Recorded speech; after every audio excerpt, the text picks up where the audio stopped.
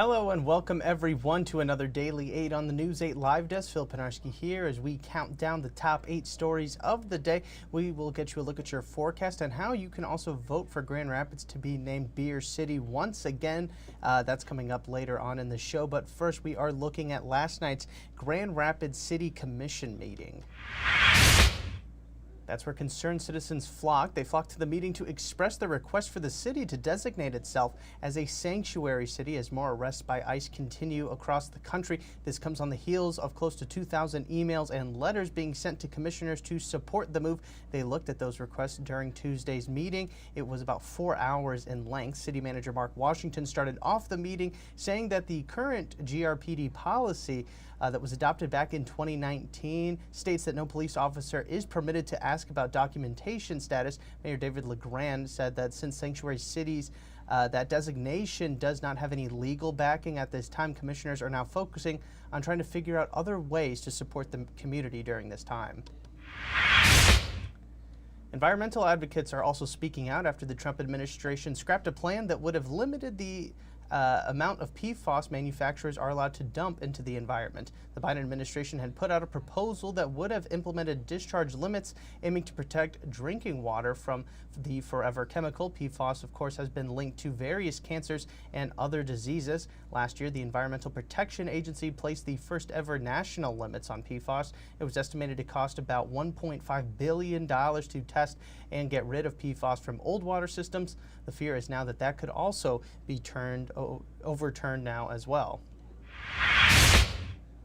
The Ottawa County Sheriff's Office is investigating what happened to one Hudsonville woman's $30,000 tax refund. That is the latest Target 8 investigation from Susan Samples. Sarah Gisema, was told by her tax preparer that the refund had been deposited in the wrong bank account due to Gisema's bank statements having some incorrect numbers. The tax preparer told Gisema that she was working on reversing that deposit, but Gisema claims to still be missing some of the money. You can actually find the full investigation as well as some other helpful tips to protect yourself, especially as we approach tax season from the IRS right now over on woodtv.com.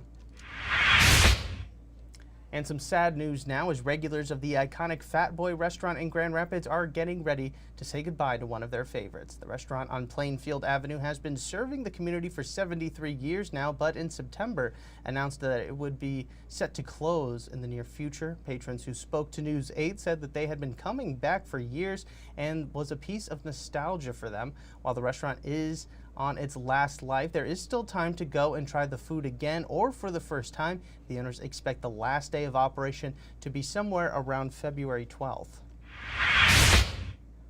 And we got some incredible space views over West Michigan last night if you were looking, as space debris could actually be seen burning up over the sky.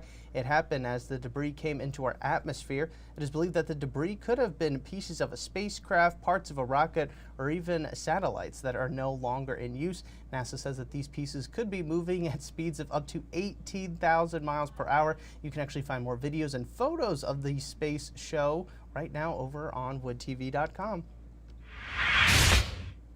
And it was time to shine for one longtime Grand Rapids Griffins player this week. Dominic Shine, who has been on the Griffins since 2016, was finally called up to the big leagues and joined the Detroit Red Wings for Monday's game against the Los Angeles Kings. The 9-year vet of Grand Rapids signed a two-way contract with the Griffins and the Red Wings, which will run through the end of this season. Shine had reportedly thought about retiring beforehand, but credits his son for keeping him in the game. At 31, Shine is currently the third player with the most games played for the Griffins.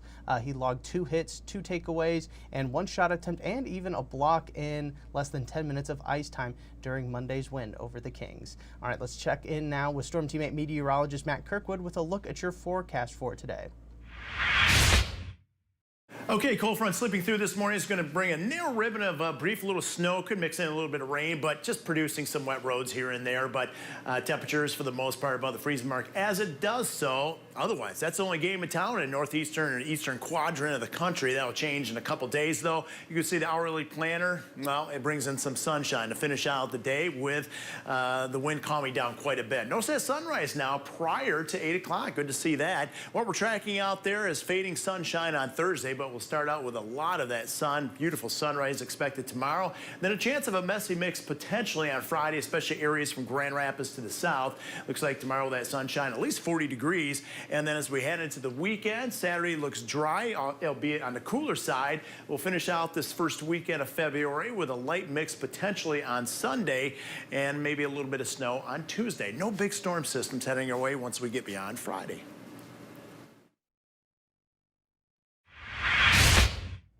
All right, thanks, Matt. And we end today's show with a call to action that is very, very pressing. USA Today is holding a voting contest to see which city in the United States is the best place for beer. Grand Rapids is currently in a battle between Chicago, Milwaukee, and Minneapolis, just to name a few. Now, Grand Rapids is known as Beer City USA for its wide variety of brewers in the metropolitan area. Everyone has their favorite one, of course. You can actually help keep Grand Rapids as Beer City USA by voting once per day now through February 24th. We have links on how you can participate, have your voice heard, and make sure that Grand Rapids keeps that title. It's all over on our website, woodtv.com. All right, that's going to do it for us today on this edition of the Daily 8. We will, of course, be back again tomorrow with 8 more stories as we look forward to Thursday. Same time, same place. Hopefully, we'll see you then. I do want to thank everybody so much for tuning into this latest edition of the News 8 Live Desk. I'm Phil Pinarski, and we hope you have a great rest of your day.